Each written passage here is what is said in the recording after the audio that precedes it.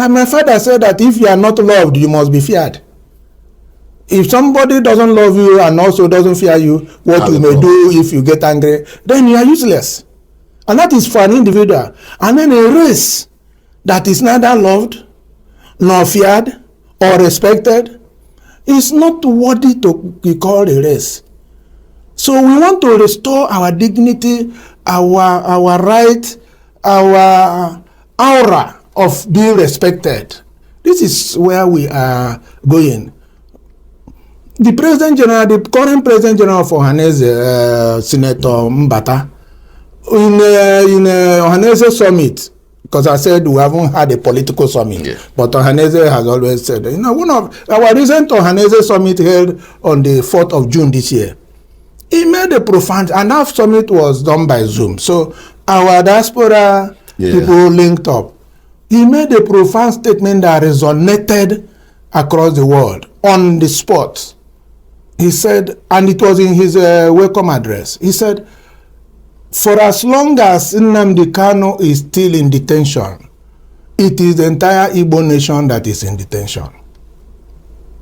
It resonated. There was prolonged ovation. But then, having that one has died, and how many people were there to even know that something like that was said? But now we are going to actualize those things. You can't even come and tell us you want our vote if you have the power to release Nnamdi Kanu and he's still there. How will you come to us to say you want our vote? You have to call us. Remember that we are the ones who are there. So if you want our vote, do the right thing now, not tomorrow. Not when the campaign has started. Welcome back, everyone. This is Powerful Initiative, Igbo Agenda Dialogue by Chief Okorie. Like, it is high time for Igbos to start coming together to be the decider of who is going to be a Nigeria president, just as the Northerners are doing. Like, before you become Nigeria president, you need to come and meet them, and then they will tell you, this is what we want. If you want us to vote for you, this is what you need to do for us when you become a president. And this is what Igbos need to start doing right now. We should not continue to run away from politics. It is time that we find political solutions to Igbo problems. It is time we start working collectively to move forward as people. We cannot continue like this. This party is saying this one is saying like this. Like, how long are we going to continue like this? Like, how long are we going to continue like this? This cannot continue. We need to come together as people and decide what we want. Okay, for instance, last election campaign, presidential election campaign, we heard that Tinubu and his son had this agreement with Mazi Nnamdi Kanu's family that if Tinubu becomes the president of Nigeria, that he is going to release Mazi Nnamdi Kanu. But at the end of the day, Tinubu refused to fulfill that particular promise because the whole of Igbos were not involved in this particular agreement. It is high time that Nigerians or Nigeria, stop taking Igbos for granted. It is time that Igbos cannot determine who rules Nigeria. Yes. Now, Tinubu is waiting when the campaign starts. He will now start using Mazi Nnamdi Kanu again as campaign strategy, telling us that if you vote for him, he's going to release Mazi Nnamdi Kanu. Like, it is high time that Igbos come together, unite together, and decide what we want. We cannot continue like this, my people. Let me allow you guys to take a listen and hear everything Chief Okorie said. He is the founder of APGA. You guys know, right? Take a listen and hear everything he said. Just as I said before, that this is a very good initiative, which I believe that Igbos need to fully support him. Just take a listen. Issues in the Igbo agenda. Issues in the Igbo agenda. Who is more qualified to interrogate that matter with me this morning? And I have as my guest, Chief Chekwas Okorie. Chief Chekwas Okorie has a long political history. Founder of the All Progressive Grand Alliance, APGA. He is also the convener of Igbo Agenda Dialogue. Let me, pardon me if you don't understand Igbo, but he is Ojere Igbozi, the man who works to actualize, pass on the message and intent of the Igbo people in Nigeria. Chief Chekwas, you're welcome to the program. Thank you very much. By the way, where have you been? I've been around.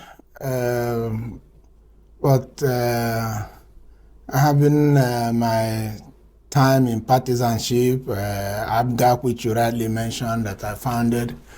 And then after a while, I founded another party when I left ABGA, the United Progressive Party. That one didn't quite fly, and I returned to ABGA, which I said that will be my last bus stop, because the party, there's never a former founder, so there's no there's no replacing the founder, and I needed to be there to provide advice and leadership and direction without necessarily holding any party office. While there, I began to reflect on Igbo situation in Nigeria. And given to that I am a founding member of Ohaneze and Igbo, I was a young undergraduate in 1976 when I was drafted into what was then called Igbo Forum, led by eminent Igbo people who top-class, high-profile politicians, civil servants, intelligentsia, and so on. It was a select group. It was not a free-for-all at that time, but I was drafted by my uncle, who was assistant secretary, to run their errands. In other words, I've been running errands for Igbo for about 49 years now. I am 72 going to 73. So at 23, I've started running errands for Igbo, and I've never stopped. So having this whole history behind me, it was easy for me to see that although the war ended, the fratricidal war between Nigeria and Biafra ended in 1970 officially, but the war didn't seem to have ended even up till today.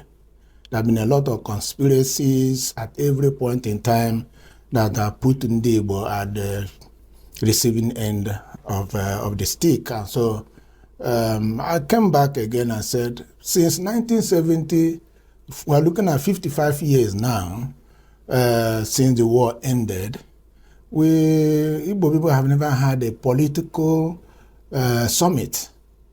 The West, the Southwest has had political summit a number of times. The North has had political summit a number of times. Even the South. But the Southeast has never had one. And so I consulted a few persons, and we came up with the idea of Igbo Agenda dialogue, which will be developed along the line of the Jewish League, if for those who know what the Jewish League represents to the Jews in the whole world. That's what Igbo Agenda dialogue is intended to represent. And then on the auspices of that platform, we are going to have a political summit for the first time. So to kickstart it, we then decided there would be need to, because in Igbo we are Republican in nature, you must do wider consultations before you do anything. Even people will remember that even before the late Dimodumegwu Ojukwu, the People General, declared Biafra, there was intense consultation of what was then Eastern Nigerian Consultative Assembly. Yeah, that's true. And it was the Eastern Nigerian Consultative Assembly that gave the mandate to declare Biafra. So we needed some kind of mandate to proceed in the direction we are thinking, so that it will be seen that we are thinking the way others are thinking.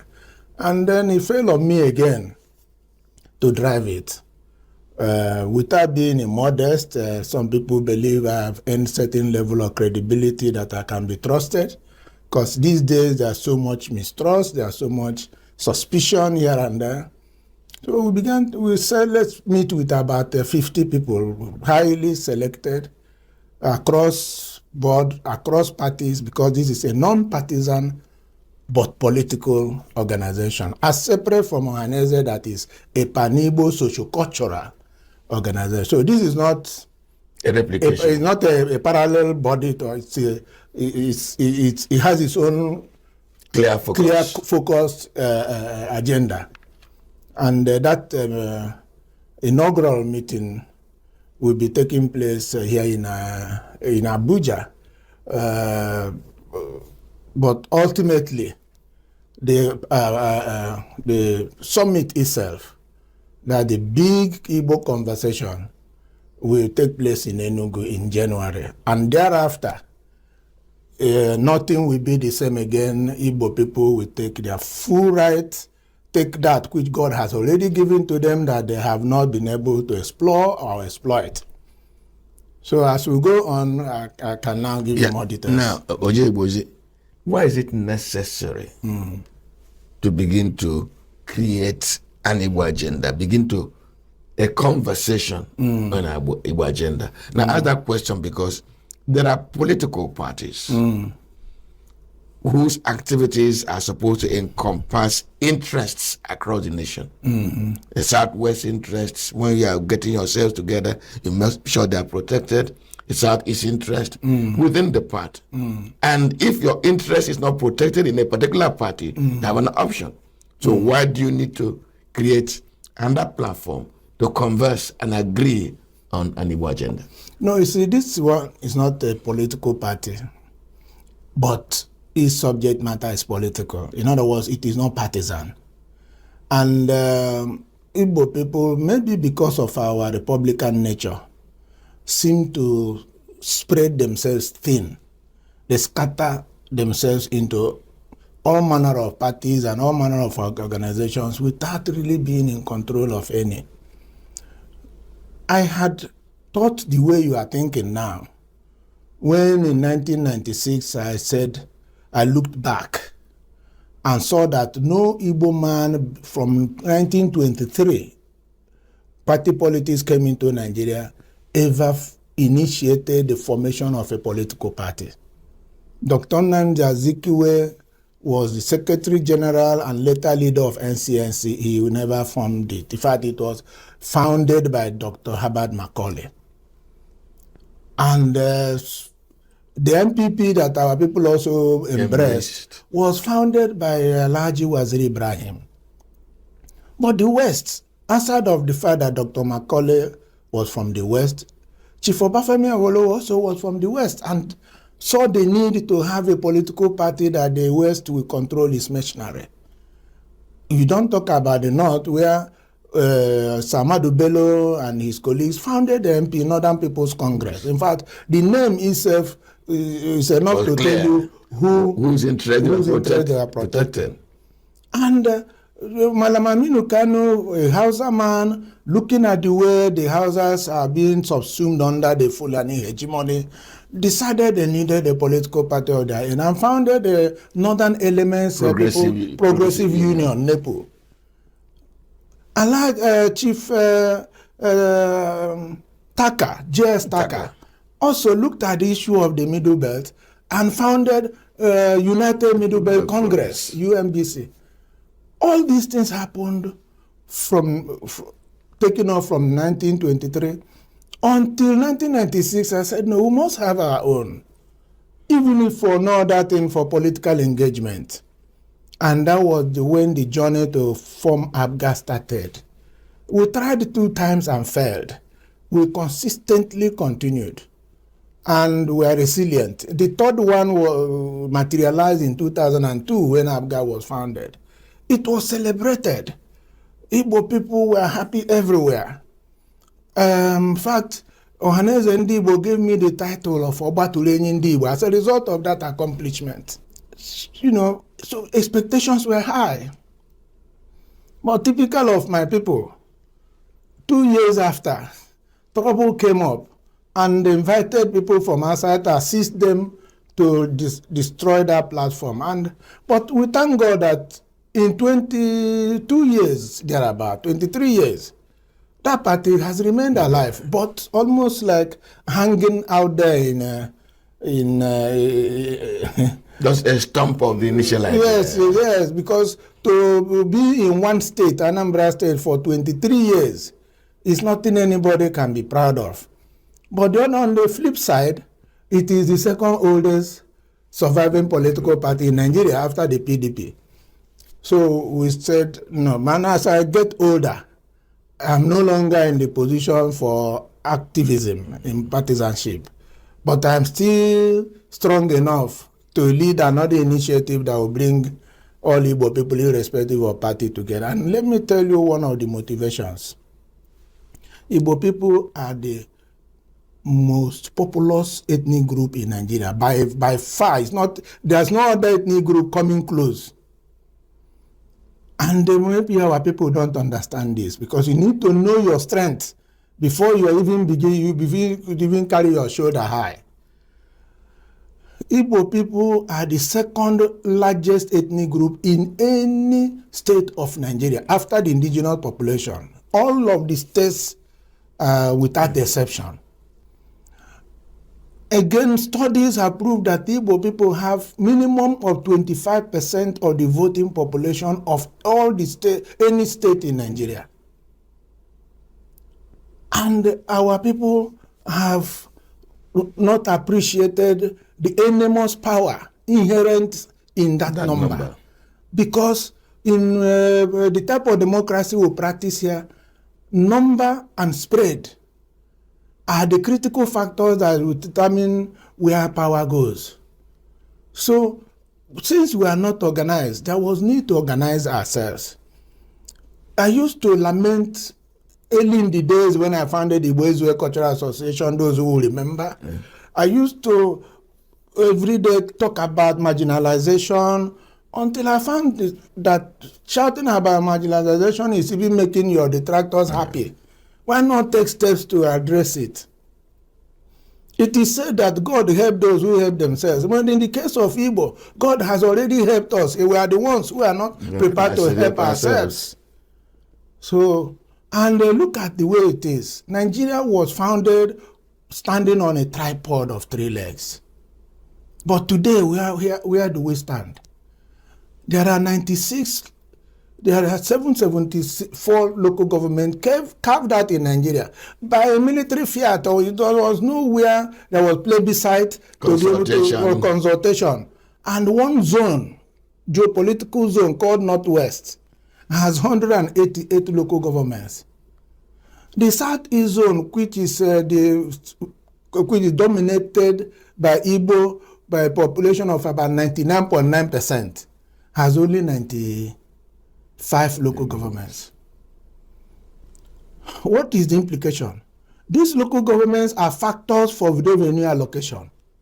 So when federal revenue is shared, there is a percentage given to local government on a quality of local governments. So if Northwest will get 188 portions, we will get 95.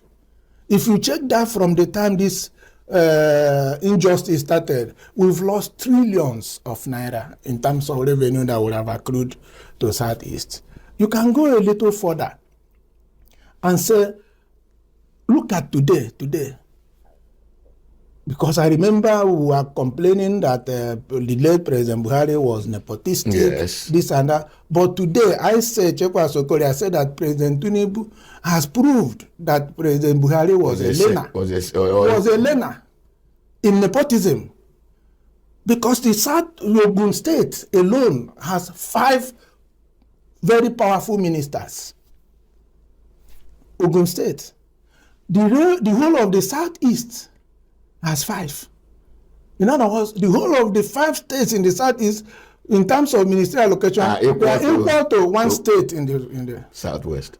And in that our 5, only 2 are substantive ministers. Minister of Works and Minister of Science and Technology. The other 3, who are also our daughters, women, are all ministers of state. In the Nigeria of today, Southeast has the highest number of women ministers. I mean, it's okay that women are capable. They are also very capable, no doubt about that. But you can see the mindset of those who are appointing these things. You can, if there are things you say, I will say here, some people will get unnecessarily inflamed. So we said no. This voters card that we take for granted is our weapon. This voters card is more potent than the AK-47 that some people wield around. Some people talk about referendum. Our young men, you see them referendum, one referendum. Do they also know that if there is a referendum and you don't have a voter's card, you will not participate? But you see them say, we are not Nigerians, we will not register. But see, at the same time, they are calling for a referendum. If there is a referendum today, you will not participate because it is that voters register card that will be used to vote and show that you are of age, capable of deciding where you belong and where you will not belong. So this is not a thing that a political party can handle. Now, Rogers. Checkwas. Checkwas. Oh my goodness. Oh my goodness. No, it's okay. It happens all the time. Okay. Now, I have a challenge here. Yeah. And my challenge is this. If a government is functional, fair, and is intent on national development, should any group, any section be wanting to develop its own agenda? No. That is in other words, this is the outcome of failed governance. Yes, there's no question about it. And the outcome of certain people refusing to accept that the war has ended. Head of State General Yakubu Gowon, at the end of the war in 1970, came up with a policy of 3 R's. Reconciliation, rehabilitation, and reconstruction.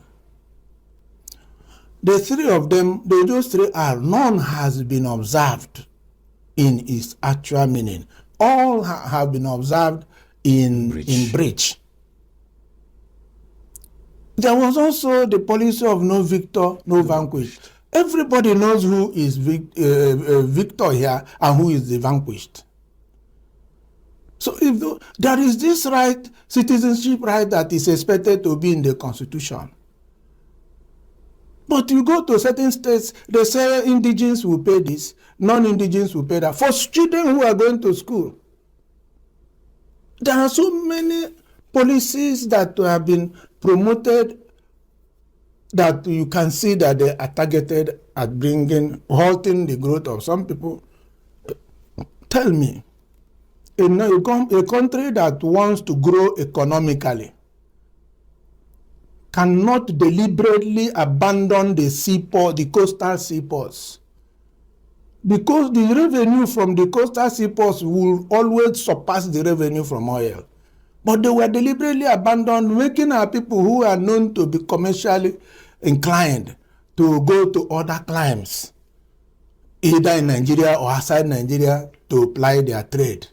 And that is why there is a congestion in Lagos. I wasn't congestion in Lagos before the war. No, because all the ports have been abandoned deliberately. So these policies, even sometimes they hurt themselves while trying to put the let me draw that, because in one or other conversation, somebody had raised this matter, and I queried that line of thought. And I said, the government by policy now says states can build, operate, they can develop their own ports, they can develop their own railway, they can in fact develop their own electricity. So it's made it democratic. I'm not aware that states can develop their ports. All I know is that states can build their railways, build internal railways. Yes. And they can also recently, just in fact, it was approved by the Buhari administration, but signed into law by the Tinubu administration in terms of liberalizing the power sector. Otherwise, prior to how many years ago, Nigerian power structure, a single national grid. Yes, we're under a single national grid. And when power is fed into that grid, they distribute it to the areas. The areas they think they are more needed, and all of that. But today, that has changed. But these changes are too gradual for a race as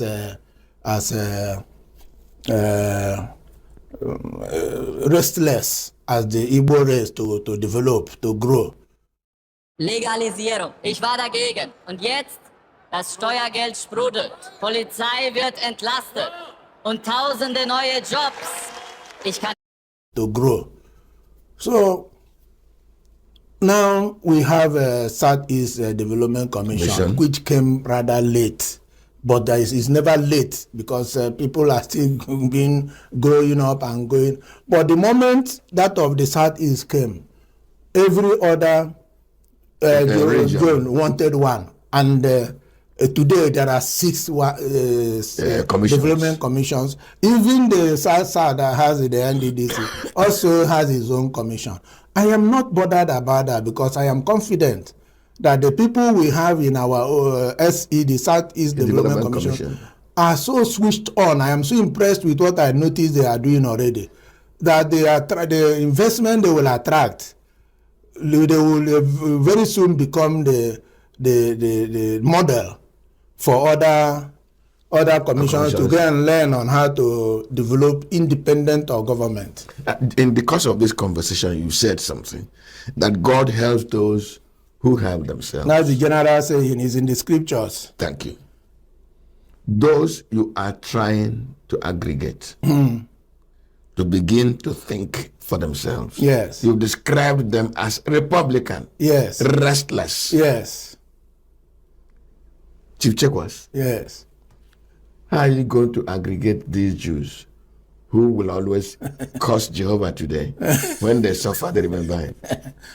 The signs are so very encouraging.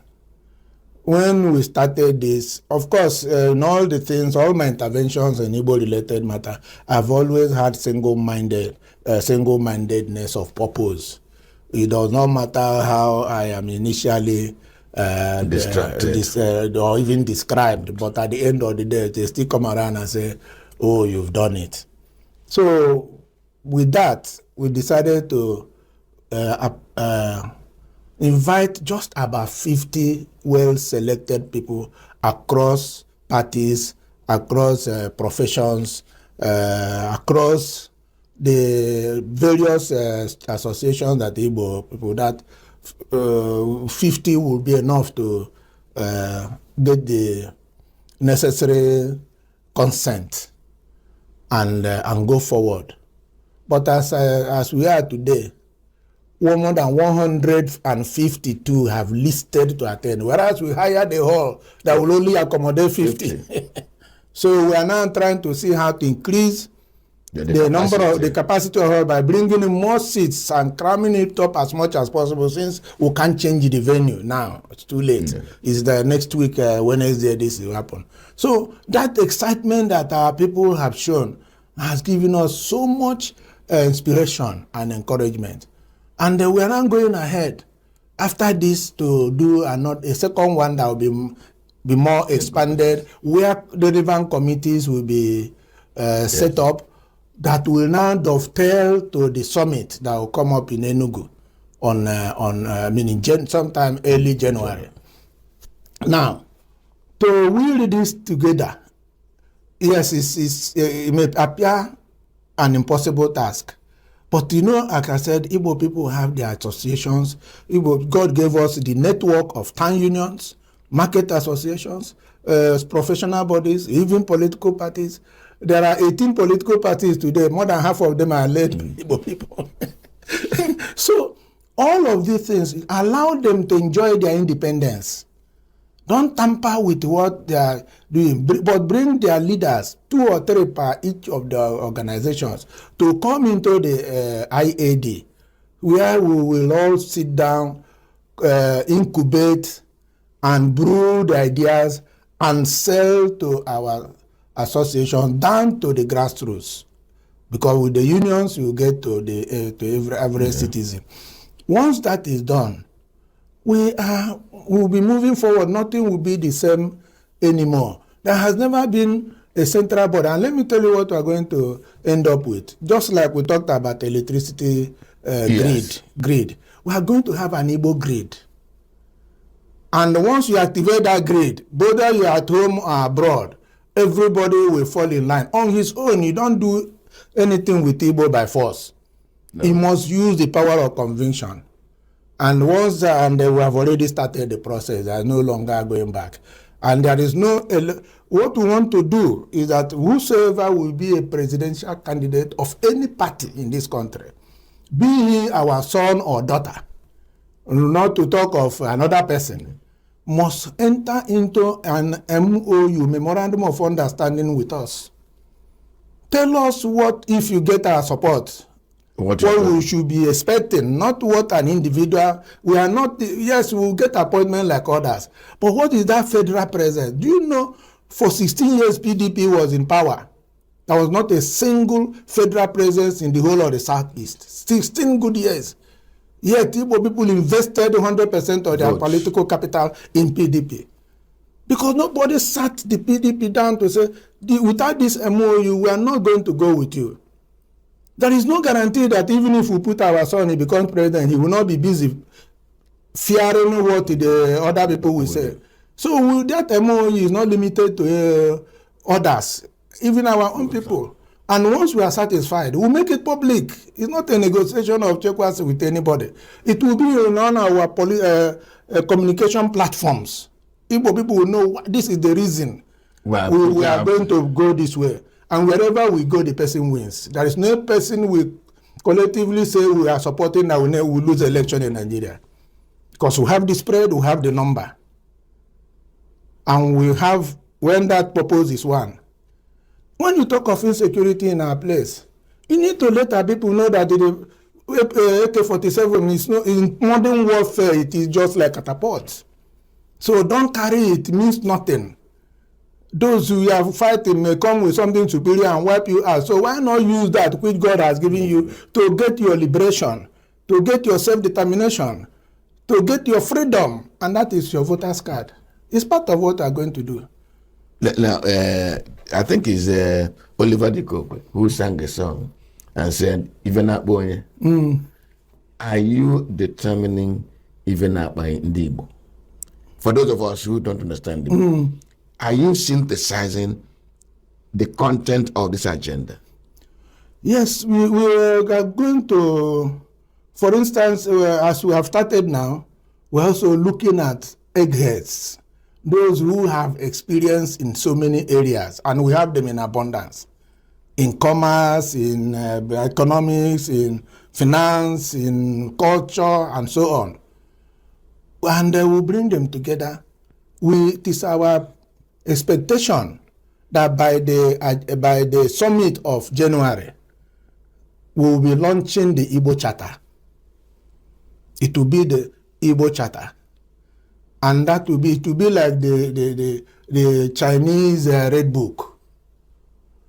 And that charter will determine our relationship, our engagement, our stay or not stay in this country. But we have no business leaving Nigeria. Let me make that very clear.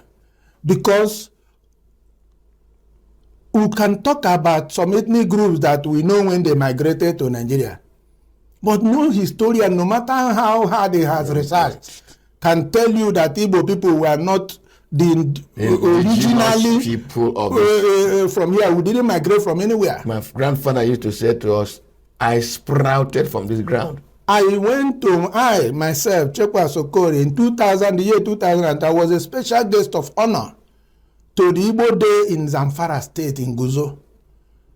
And normally, as I visit all these places outside Igbo land, I will go a day or two before to be able to understand how our people are living and relating. It was in that trip that I found that a place called Northern Guzo in Zamfara, present-day Zamfara State, had Igbo people who had resided there for 400 years. 2000, the year 2000, that was at the height of Sharia. What does that tell you? This Uthman Tamfodo that brought jihad into Nigeria came into Sokoto in 1804. About 200 years after Igbo people were already in Guzo. So why would such a person claim indigenship in Nigeria more than us? We are talking about Guzo. We are not talking about our home base where we had been there, we didn't migrate from anywhere to anywhere.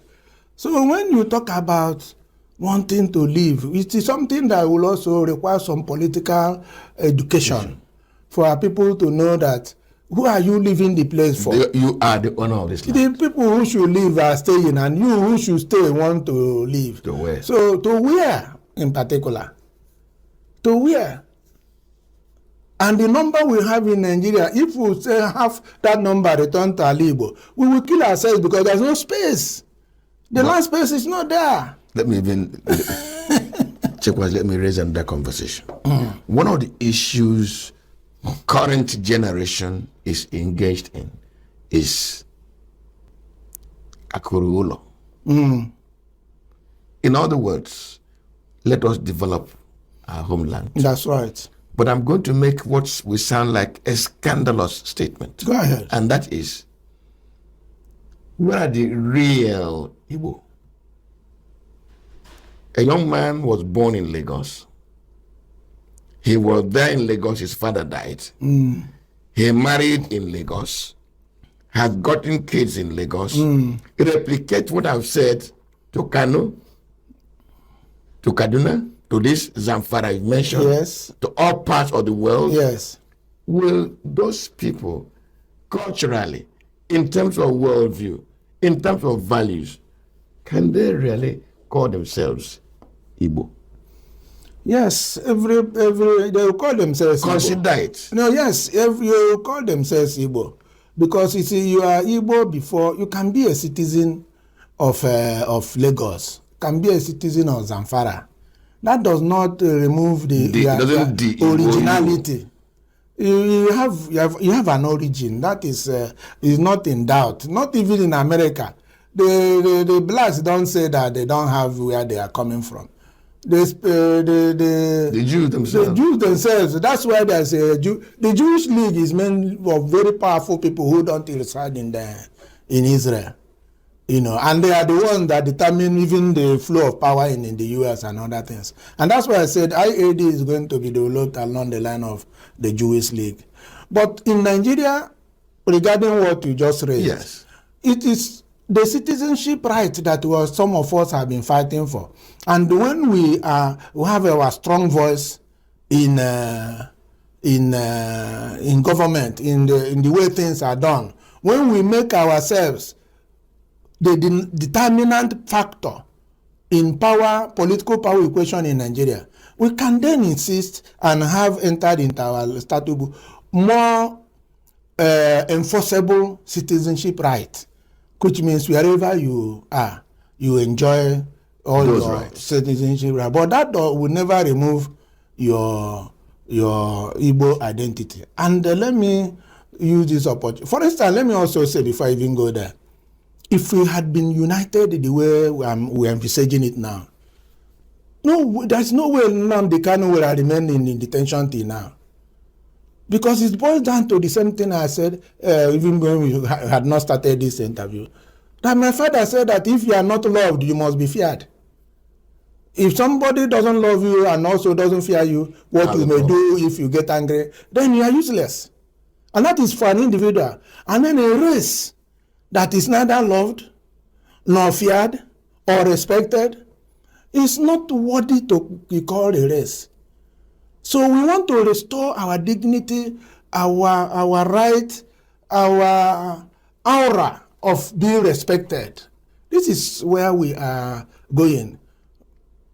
The President General, the current President General of Ohanese, Senator Mbata, in Ohanese summit, because I said we haven't had a political summit, but Ohanese has always said, one of our recent Ohanese summit held on the 4th of June this year, he made a profound, and that summit was done by Zoom. So our diaspora people linked up.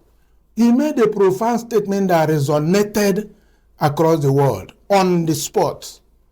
He said, and it was in his welcome address, he said, for as long as Nnamdi Kanu is still in detention, it is the entire Igbo nation that is in detention. It resonated. There was prolonged ovation. But then, having that one had died, and how many people were there to even know that something like that was said? But now we are going to actualize those things. You can't even come and tell us you want our vote if you have the power to release Nnamdi Kanu and he's still there. How will you come to us to say you want our vote? You have to call us. Remember that we are the ones who are there. So if you want our vote, do the right thing now, not tomorrow. Not when the campaign has started. Get him out. Then we begin from there. You're about to tell me something before you digressed. Yes, I was about to tell you that in this country, now called Nigeria, we have supported everybody else other than ourselves to get power. In 2011, we gave President Jonathan over 7 million votes. That's our next record. To win. Because he didn't do anything for Igbo, but there was no memorandum of understanding anyway, but he took our votes for granted. In 2015, he had about 3 million from the people that gave him 7 million earlier. And President Buhari defeated him by 2.5 million. Which means if Igbo people had given him what they gave him in 2011, he would have remained as president. Now, 2023, this just last election. Before that election, the total number of registered voters in the South is 11.5 million. INEC record I'm talking can be verified. But how many votes did our people cast? Less than 2 million votes in all. Peter Obi won 88% of the votes. But that 88% amounted to only 1.8 million votes. I shed tears when I looked at the figures. I said that will not happen again. You see, the aggregate of the votes, whether you distributed among 3 Senate presidential candidates or whatever, the aggregate of the votes coming from the Southeast underscores your political strength and value. So we must not sit back and not participate in the process that brings about power and come back to say we have not gotten our fair share. It's a lot of work, but it must be done for as long as some of us are alive, and many young people are keying into it, even without starting. So I'm so optimistic that we're on the right path. There's a tree in our place called Okorie. That the trunk is used for carving musical instruments. Yes. But under certain conditions, the tree will begin to die progressively. And that people will say, what is killing the Okorie is right at the base of Okorie. Yes. The Igbo are described as, I'm using too many words this morning. Yes, no, it's okay. The Igbo are described as ekwe. In other words, they even counter themselves. The challenge of intra-Igbo countering these efforts, I'm sure that should be staring you in the face. Yeah. You've founded the party before. Yeah. You know the up-mountain, not uphill task of founding a party. You are now dealing with the same people. How are you going to ride over this Igbo? Well, yeah, that is a major factor that can frighten or discourage the lily-livered. But luckily, God has not given me lily-liver. He has given me liver. And so I do not allow those kind of setback. I can say from what you said that I'm also a victim. In fact, a serial victim of internal sabotage. But that will not stop us from moving ahead. Because when you look back, when Dr. Zikiwe was there in for forefront, he came into NCNC as secretary, general secretary, that's the title there. General secretary of NCNC. Wasn't the, what we call national chairman now, he used to be called president. He wasn't the president of the party, NCNC. But he went and got the Igbo State Union, convinced them to key into the NCNC. But before you can snap your finger, NCNC had become an Igbo party. It was not difficult for Igbo to mobilize around Dr. Nnamdi Azikiwe in Second Republic when he belatedly joined the MPP. Because he noticed that most of our leaders whom he thought were going to take over from him were busy fighting each other on who will become the vice presidential candidate of other parties. I remember of the 6 parties that time, Igbo people were running mate of 5. So he came into NPP. Because of his stature, Alhaji Waziri Ibrahim, who founded the party, said no, he was not going to struggle for leadership with Dr. Azikiwe. He went and founded the GMPP. And that was how he founded 2 parties in his lifetime. Now, what I'm saying is that leadership, trusted leadership, can do it for us. Zik provided leadership. And in identifying Okpara, who was our own Awolowo and our own Amadu Bello, he did not go to Onitsha to look for one, where he comes from or where he came from. He did not go to Nnewi to look for one. He saw that quality in Okpara from Oho, Umuahia, present Abia State, and propped him up to take that position, and he did not disappoint. So it's just being able to look beyond what is now eating us up. Family affair, community affair, and this state creation thing, is it from Abia? Why must it come from Abia and all of that? You see, we are going to overcome that. And this is part of what we have set out to do. And once what we have set out to do gains ground, it also affects leadership recruitment at the level of councillorship. Because what we see today is that a governor will go and make a councillor out of a murderer, or somebody who only credentials was that he carried ballot boxes for him. And this person who inherently is anti-social will become the first citizen of his council area. And his wife will become the first lady of the council area. And and he'll be riding roughshod over even the traditional institution in his place. These are the values. But I can tell you, Ohaneze is doing a lot along that line. But on the political side, this is where IAD comes in. So there must be this synergy. It will not be solved overnight. But we have to start. And we have started. And you see people who will change on their own and get other people to change. I think within our lifetime, we will see a new Igbo. We will see a new Igbo. You talked about developing our place. Yes. I tell you that once we get to resolve, and it's part of what we are going to resolve, ease of doing business in Igbo land. Not only Igbo people, other foreign investors will find in Igbo land a veritable place for investment. But how can you come and attract even foreign investors to Igbo land? You get a piece of land. It will take you 1 year to get certificate of occupancy. And within that same time, the people, the investors you have brought have lost confidence and gone. So these are things that must be addressed holistically. Then the other aspect that the INEC will help us to do, whether they help Nigeria to solve, not just Igbo, is to ensure that people's vote count. Mm-hmm. And they show all the technology to do that are already available. There.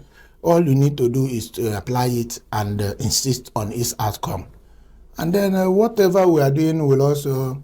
Let me get out of Igbo land. Why I asked you this intra-Igbo challenge is because of the proverb, the anecdote I just gave you. But there are also other interests, naturally, who would feel uncomfortable when you start aggregating, and who could use some of us to also sabotage what they are doing. How are you going to manage the external factor? And let me tell you a story I heard, which I cannot authenticate, that indeed Ohaneze Igbo was not even an Igbo creation.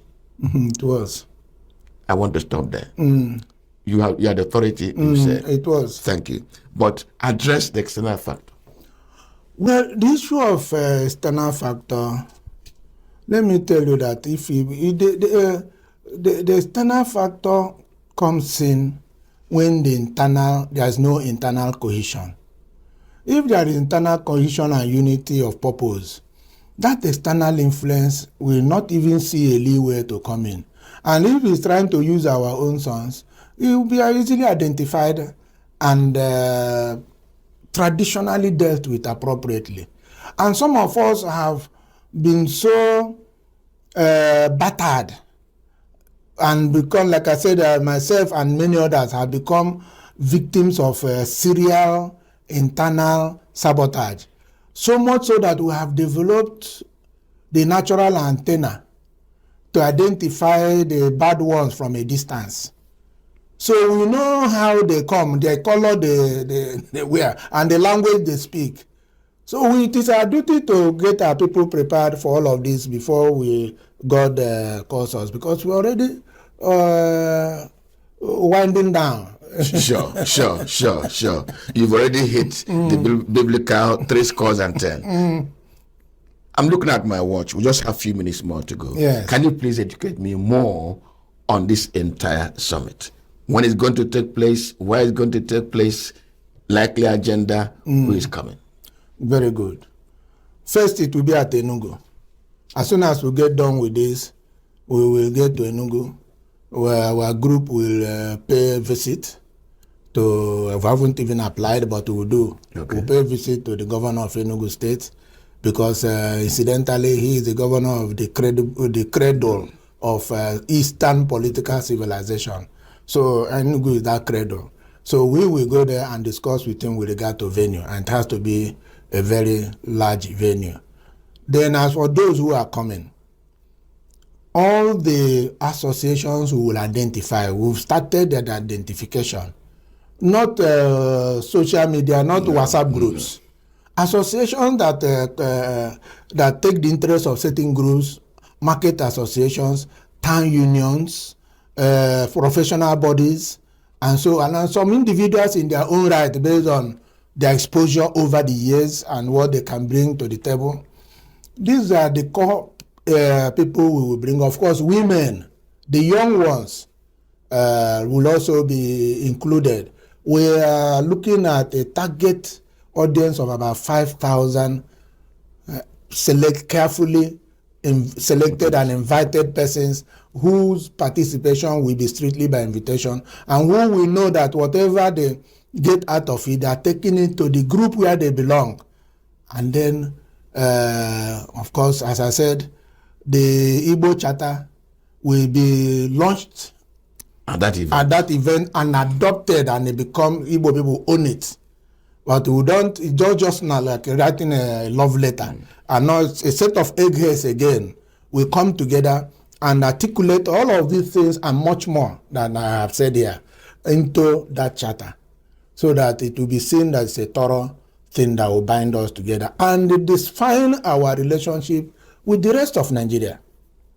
And if you are going into politics and you are going to any party and you are Igbo, you must bear in mind there are certain basic expectations expected of you, including moral standard. You can't go there and loot government money and expect that when you are arrested and sent into jail, you will be looking at IAD to come for you. No. Now the Abuja, and then we will also establish that when one Igbo man, and by Igbo man here I mean the Igbo of Delta, Edo, Benue, Kogi, Cross River, Akwa Ibom, Rivers, Bayelsa, and then of course the Igbo Abia, Imo, and the rest. That these are where Igbo people have been scattered, or indigenous Igbo. So we will also establish the fact that when one Igbo is attacked, all Igbo are attacked. So it will be a matter of one for all for one. The Abuja meeting, is it open to the public? No. It's not. Yes, it's a consultative meeting. Yes, a consultative meeting. Setting the agenda, getting prepared for the main For the main event. And there will be a second one, perhaps in Abuja again, where these committees that will do the basic things will be set up to start work on the January 1. And after January, the secretariat will be in Enugu. And then offices can spring. There will also be a satellite secretariat in Abuja because of the strategic nature of Abuja. And this thing will continue from year to year till we are done. It will outlive us. It will become, before you know it, schools will add in their curriculum what used to be called civics in our days. Yes, so that our children will start from primary school, knowing what they are, what their interests, their identity, and what is expected of them. So my people, that is it. I hope you guys heard what Chief Okorie said here, which I believe that he has spoken very well, and which Igbos need to, support this good initiative, because it is high time that Igbos decide who rules this country. It is high time for them to stop taking Igbos for granted. And also, it is high time for Igbos to decide who represents us there as Igbos. Not someone that go out there to represent only his interests. And we don't want any stooge that are working against Igbos. Igbos will definitely see that person as enemy, and he will be treated as one. Like, it is high time for Igbos to come together, unite together, like with a political solution towards Igbos' problems, and hardworking and God-given wisdom, like Igbo land will definitely turn around. Anyway, that is my own opinion, which I would love you guys to leave your thoughts in the comment section as always. Subscribe for more updates, like the video, and also share it as well. Thank you so much everyone for watching, and I will see you guys in my next update. Goodbye for now. Welcome to Shamra Senior.